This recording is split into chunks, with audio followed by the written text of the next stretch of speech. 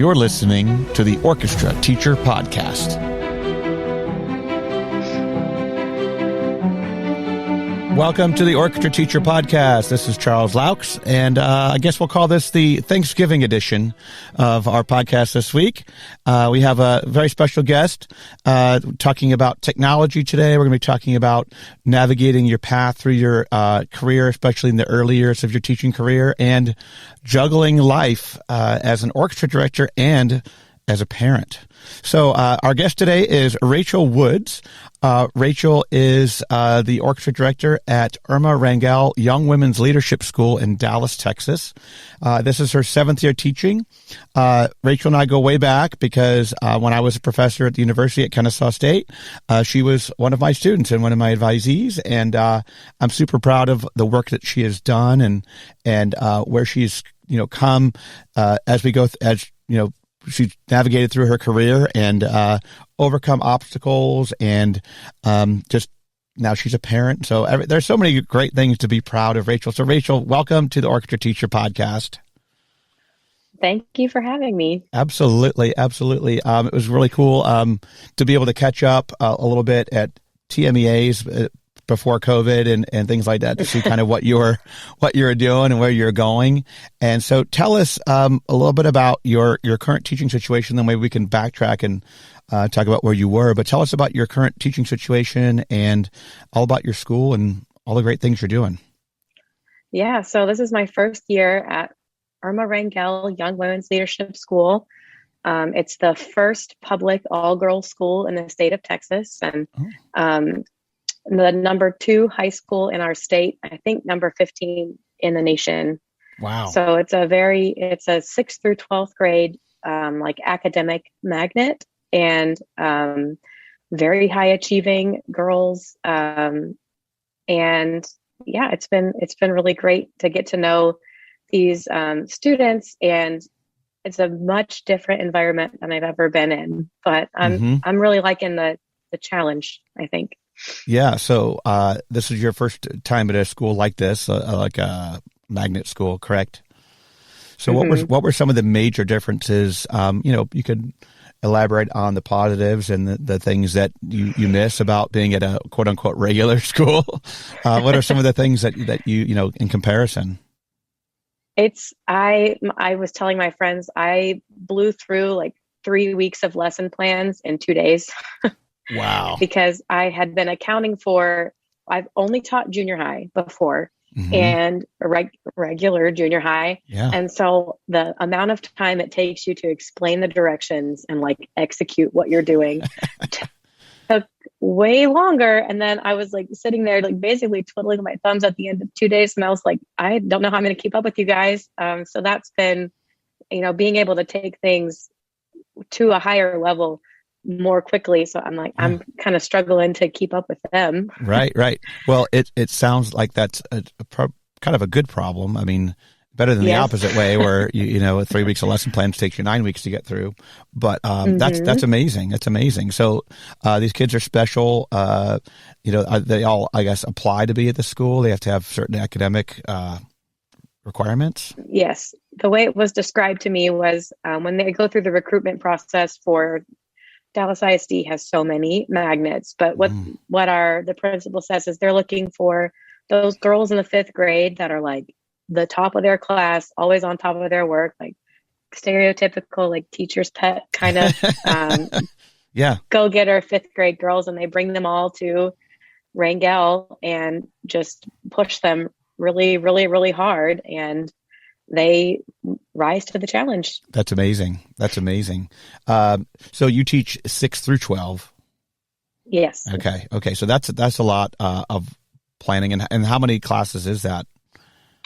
I have 2 classes of beginners, and Dallas ISD is the start point for orchestra is kind of all over the place. There's some schools that start in the 2nd grade at the Montessori academies. And then there's a couple of pockets where they still do 4th and 5th grade. But I'm actually finding at Rangel, I'm starting beginners in 7th and 8th grade. Oh, wow. Okay. So I've got 2 beginning classes that are middle school only, and then non-varsity and varsity middle school group, and then non-varsity and varsity high school group. Got it. Okay. So it's pretty much a full day, and Yep. keeping you on your toes, because that's a lot of ability levels to start, but the great thing is that you don't have a feeder necessarily. So you're self-sustaining, right? Yeah. Yeah. Pretty much. Yeah. So you create your own destiny, I guess, right? On that. Yeah. Yeah. Yes.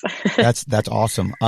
So I know that you're a big technology person. We're going to get to that. And we're also going to talk about just how you've kind of navigated through some of the steps in your career. I know a lot of our listeners are younger listeners too, and they always want to know, like, well, when should I move to a new job, or how does this all work? So maybe some of your insight on that, and then also for some of our teachers who are parents or thinking about becoming parents, or like yourself, a relatively new parent. I mean, that would be great to hear how you're balancing that as well. And so, but before we go there, let's back up a little bit. And when you were at Kennesaw, you played, piano was your main instrument. Yes, it was. Yeah. And you also played cello and all that. But I remember, there were some challenges that you went through, and I know that you were like thinking about changing majors, and this is like a very common thing in music school. But can you maybe elaborate a little bit on that, and how you got through it? And man, sometimes I wonder how did I get through it? I think back, mostly because of you. Let's I appreciate there. that. I don't think I would have had the gumption to finish that degree if it wasn't for you showing up. Oh, well, thank you. I think, we all have these challenges, and, sometimes you do need that person in your life just to push you. And I think, the level of confidence that you have now it's crazy, multiplied from what you had before. And, I think it's sometimes you have that little bit of success, someone telling you to do that, you have that little bit of success, then that builds and kind of snowballs. And I've definitely seen that in you, to be teaching at such a prestigious school now, and just getting everything, getting it and going for it is awesome. And it makes me very, very proud of you, but also just to see that success story is fantastic. Mm-hmm. So the other thing that's really interesting, and it was eye-opening to me, and a life-changing thing that you helped me with, was when you did your student teaching. You had a very unique situation. We had a very robust student teaching abroad program at Kennesaw State, and you went and did your student teaching down in Ecuador at a wonderful school and had some great teachers there. Tell us a little bit about your experiences with that. It was so life-changing and awesome. And like every other job or move I've made, it was exactly the right place that I needed to be. And I didn't know that I needed it, I got to go to a whole different continent, and this was, pre-Zoom. So it was kind of like you're just going off on your own and, check in email and on the phone a few times, and you got to come down and visit once, but it was an opportunity. I think I really appreciated feeling like I wasn't under the watchful eye of people. I thought a lot of people really wanted me to fail. Sometimes it does feel that way. And I don't think anybody wanted you to fail, but I think sometimes it can feel that way, and you get overwhelmed. That is absolutely how I felt. Yeah. Well, I could see that a little bit, but it was a great move, and you had again some wonderful co-teachers down there, and some different experiences, and the climate and the just environment that you were able to get into, and you got to do some general music too. I remember observing some of those lessons, and it was very cool. And for me, it was my opportunity to go to South America, or actually anywhere besides the United States for the first time. I've been to Mexico a little bit or whatever for vacation, but, a real world experience. And then the coolest part is they invited me to go back, and I got to go back a year later and just do some presentations and observe and get to see more things. So it was definitely, for me, an awesome experience, and I thank you for that, because had you not gone there, I wouldn't have gone there. So, right. Well, cool. And then, so once you graduated, you moved. Did you immediately move to Texas, or where were you? I forget. No, I I did a long-term sub position in Charleston, South Carolina. Right. That's right. For a couple of months, and then came back to Georgia, and I taught in Cobb County for 2 years. That's right. At Floyd Middle School. Floyd. Mm-hmm. That is a Title I school, right? Very Title I. Yeah, mm-hmm. Very Title I. And, I think you learned a lot there. Tell us a little bit more about, some of the things. I did. Yeah. I mean, that was my first step into like a quote regular school. Cause like I student taught at a private school, very small. Mm-hmm. And so I show up at Floyd, your typical Title I middle school, huge classes. Mm-hmm. And I learned a lot really fast. I think I learned more about classroom management and the routines and like the nuts and bolts of running a classroom at that school. Yeah. And I had such a great time. We had a great music department, great like colleagues to work with. Yeah. And it was, I learned a lot very fast. Sometimes the only way to really get that training is just to be kind of thrown in there and doing it, and to just do it, just to do it. And you will succeed and you will fail and you will fail again. And, but that's the way to do it. My first, teaching assignment was at, I wouldn't call it a super tough school, but, definitely was, not a perfect school by any means. And I remember my first year teaching, I had to actually, run down a kid and tackle him because he had a switchblade in his sock. And then the security officer came and did the rest. But I actually had to run after him through. We had 2,500 kids at my first middle school in Las Vegas, and I just remember that like you learn a lot from those type of experiences, and it's something I'll never forget. Being 22 years old and my first job, but I'll never forget that, and I cherish it. I'm sure that in certain ways that you probably cherish those experiences as well. Yeah. Mm-hmm. But so then after a couple years in Cobb, you guys decided to take the big move and you moved to the great state of Texas. And tell us where you were when you first arrived there. Yeah, we moved to Texas because my husband is from Texas, and then I had kind of heard, you had always said Texas is the big leagues. That's for you. They which interviewers always laugh when I say that. I was like, yeah, Texas, it's the big leagues. And then, they don't have that perception here, but it definitely is. Mm-hmm. And like the big catalyst for moving was I felt like I wasn't becoming a better orchestra teacher. Like I was becoming a better teacher, but mm-hmm. like I was looking to be a better string teacher. Right. So, I cast my net to try and find a place here that had those high standards, but that also had the kind of support. Mm-hmm. And I landed in Lake Highlands at Lake Highlands Jr. High School in Richardson ISD. And again, without really knowing that much about it, it ended up being like the perfect spot for me at the time. And it worked out for your husband. He's also a teacher. He teaches history. He taught history, and then he kind of took a left turn to the technology side. Oh, got it. Okay, cool. Mm-hmm. But Richardson was really great because they're like the big tenet of the music department is vertical teaming.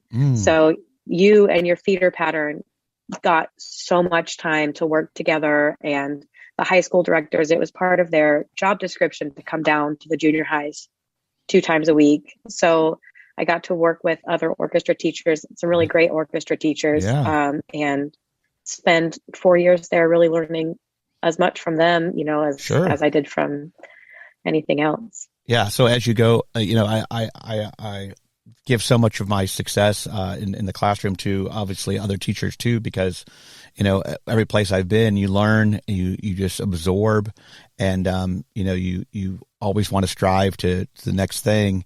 And it was kind of that way with all the great mentors I've had over the years, and people coming in, visiting the classroom, but also people I've been able to work with, and band directors and choral directors. It's just been, it's awesome how much you can pick up from just having awesome colleagues. So I think we've both been pretty lucky. Yeah. So then you were there for 4 years, and then this year you decided to kind of look around. And I know you had asked me a little bit about what did you think, and I said you got to follow your heart, and you kind of did, and you're happy, and it worked out. But you always take a risk. You always take a chance when you're going to a new place, right? It's you don't know for sure if it's going to be perfect, but I mean, tell us a little bit about what led you to your decision to leave your middle school that you kind of had established after 4 years and take a new place. Well, COVID will do, that really had put a lot of things into perspective as far as like time with family and like work-life balance. And, I love and still love Lake Highlands, and I love the schools that I was at. But I was starting to think about, because COVID had paused everything. Sure. No events, no concerts, no nothing. And it was when we were starting to plan for the next school year. And now I had a young kid, and it was the number of like events that I had to be at, I was like, oh my gosh, it's like 3 or 4 days a week. And right. Yeah. You're going to miss a lot of time. Busy season. And how old is your child now? He is just over a year old. Okay, so this is just almost a year and a half, I guess. Yeah, so you're busy. He's getting around, getting into things. Yeah, child-proof the home. Yep. So that's definitely something that everybody out there listening to, you take in consideration is how much extra time is this going to take. And for me, that was a big part of my decision to leave university life as well. Was I was having to travel and do all this stuff so that I could get tenure and remain valid within the teaching profession and still be out there and recruit for the university and whatnot.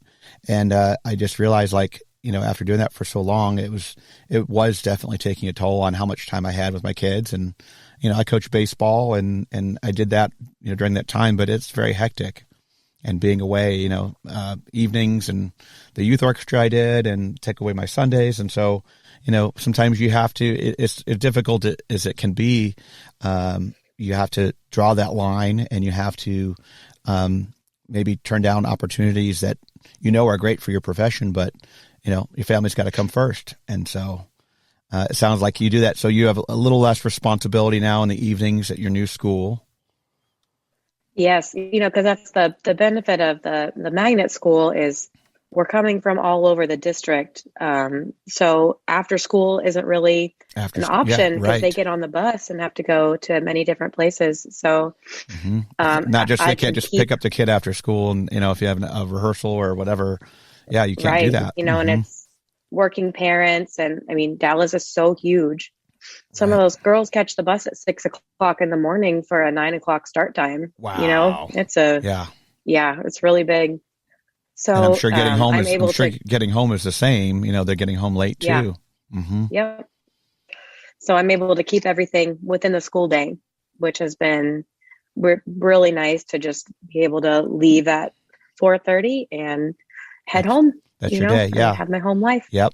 And so your son is in daycare during the day? Yes, he's in daycare. Yep. That's difficult too. You don't want them to be there too much, but you got to work and he loves it. So good. He'll go grab the keys off if we're getting too late to leave, he'll go grab the keys and run to the door. Like it's time to go. He enjoys it. Wow. So. That's cute. That's cute. That's always super nice. And, well, that's great. So, any tips besides, trying to find something where you have less outside of, school hours responsibilities, or any other tips that you've, come across or things that you would want to share with, new parents or, obviously, when you were, thinking about starting a family, you had some things running through your head of, how is this going to impact me, or what do I do, or do you have anything that you want to share, or things that you had thought about before or during, when you first had your son, those kind of things? Yeah. I mean, just the advice is if it doesn't have to get done right now, it is okay to leave it. It's not, you don't have to do it. So Just even at my old job when I felt like I had a lot going on, it was to, at the end of the day, just make that priority list and get what has to get done. And then, you can prioritize and save the rest for another time. Yep. It'll still be there. Like That's right. Maybe your library doesn't need to be 100% in alphabetical order, as long as you can find what you need, Yeah. that kind of stuff. Yeah. That's great. Great advice. Definitely, leave it if you can. Right. Yeah. Good. And then, both of us have this in common, but we're both kind of technology people. Tell us some of the things that you use regularly, and if there's apps or equipment or whatever that you use regularly with your students, or any websites or resources that you find are like, I can't live without. Orchestrateacher.net, your website. No, I'm really enjoying my classroom now. Is the smallest classroom full classroom I've ever been in, but it's been really cool. We have Promethean boards in Dallas ISD, which run Android software. Oh. So it's a touchscreen board, and so you can run Android apps on it. But all my other projections have been too far away or too far up on the ceiling where I haven't been able to utilize the touch. Like the interactive, but I have really been. It's nice that now I can lean back from my podium and poke stuff on my board. So I have this keynote presentation with all these buttons. Basically, I made my own app for the Promethean board. So we want to start a G major scale, I can just push the button behind me and it starts the G major scale. Track. Okay. I want to run a metronome track, or for the beginners, tracks to go along with their book. I can just walk over and tap it, or students can walk over and kind of lead things through, which has been really awesome to use that. Yeah. So that you're just automating things, you're speeding up the process of starting things. It's fantastic. And for those that don't know Keynote is a Mac version of PowerPoint. So I'm sure you can do some of the same things in PowerPoint. But I prefer Keynote as well. But it's a personal preference and one of those things. But that sounds great. So, and I had seen, and I didn't know that the Prometheus boards ran the Android apps. So I'd seen that you had the Staff Wars up there, kids doing some note identification and whatnot. That's fantastic. Yeah. Which is harder on the big screen, the short little arms trying to get all the different notes. It was a little bit of a workout. Yeah, it's a workout. Well, that's cool. And anything else that you use every single day? Are you do you have your scores on your iPad, or are you using paper? I do. Okay, yeah. I'm on my iPad, which can also project to the board, and that's really nice to be able to not only show the stacked score, so you can be we're following this line down the score, and lining their rhythms up with people around them. Some kids really like being able to see that. Vertical. They need to see that vertical alignment, because they miss that when they're looking at their own part, Yes, they do. And then it's nice I also have their parts, so that if we're writing something in, we can flip over to their part and I'm showing them exactly how I would mark it. And because, you can say, mark your part, and then they'll just kind of look at you I don't know how or what. So it's nice to be able to just turn the page really quick and show them. Model exactly what you want them to put in. Yeah. So my thing is I you guys all have 8 million things going on in your lives. You are not going to remember to, this dynamic or this staccato or whatever. So you need to mark it. You need to circle it. You need to, I bought a class set of highlighters. I think there's 96 in a pack, and it was super cheap on Amazon. And I said, here are the highlighters. If you want to use them for dynamics, here's how I mark mine in my iPad score, and how I highlight my dynamics. And so, we're doing those color coded finger patterns as well. So, I have them highlight, if there's a finger pattern, highlight, okay, you're using the, 1-2 pattern, it's this color, and the 2-3 pattern, it's this color. And, that's been pretty helpful too, just to get kids to remember things, because the last thing we want to do is, the last thing we want to do is have to reteach everything, which, after the long Thanksgiving break, I'm sure we're going to go back and have to reteach a bunch of things. You have a winter concert coming up after the break then? Yep, Thursday after the break. Oh, wow, right after the break. Okay. I'm the Thursday after yours, so I'm the 9th. But yeah, it's always hard after the break. It's like, did you remember anything that we worked on?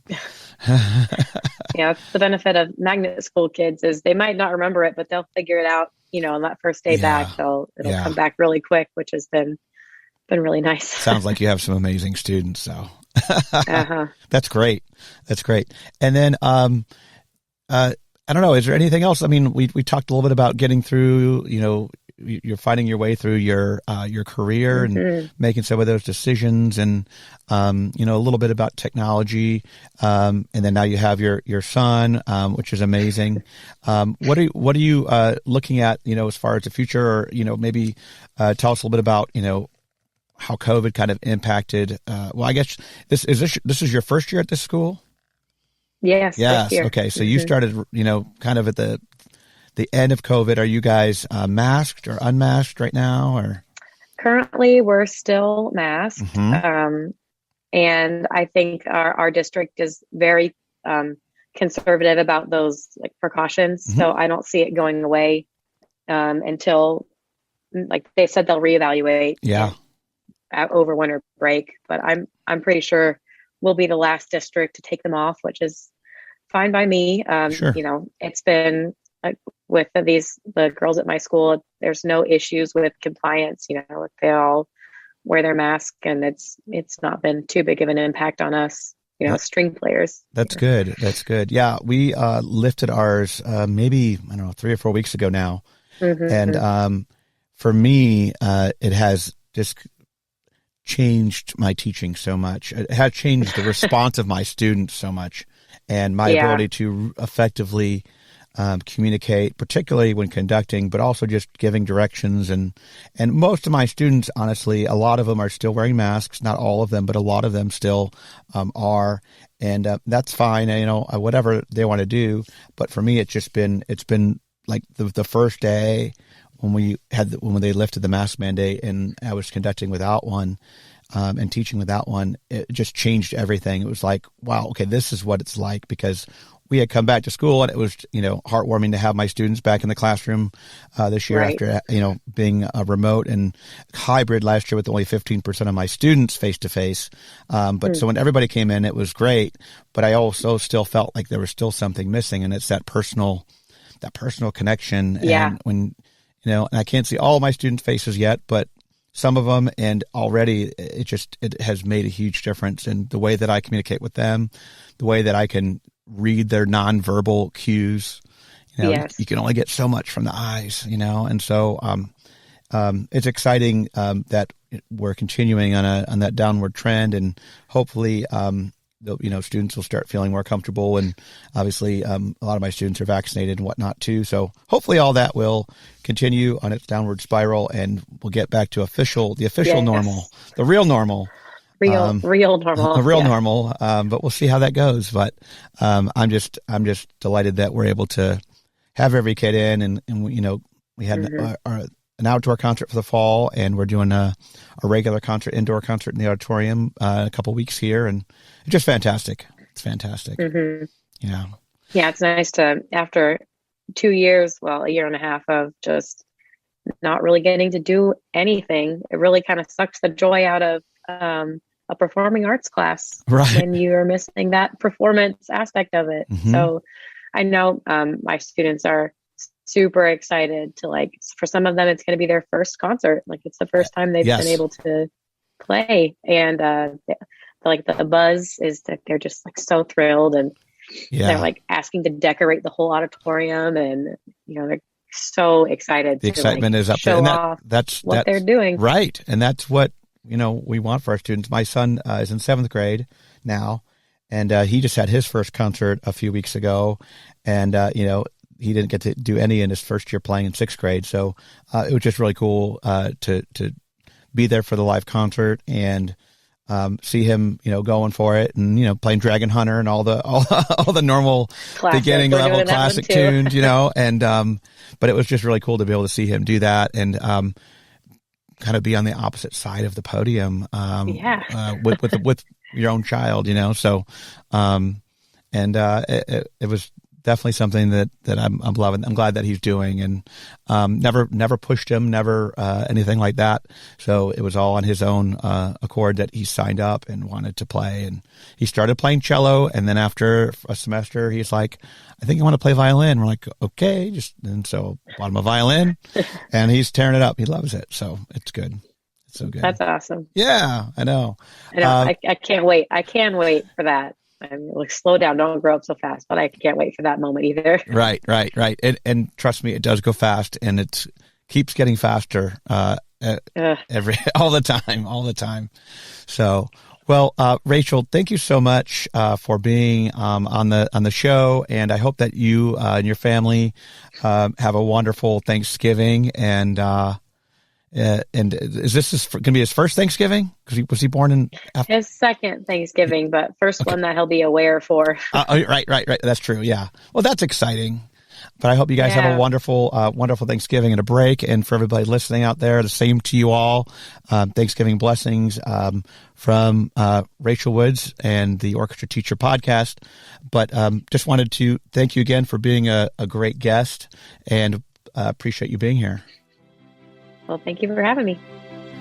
We will see you next time on the Orchestra Teacher Podcast. Thank you for listening. For additional resources and more information, please visit the Orchestra Teacher website at www.orchestrateacher.net.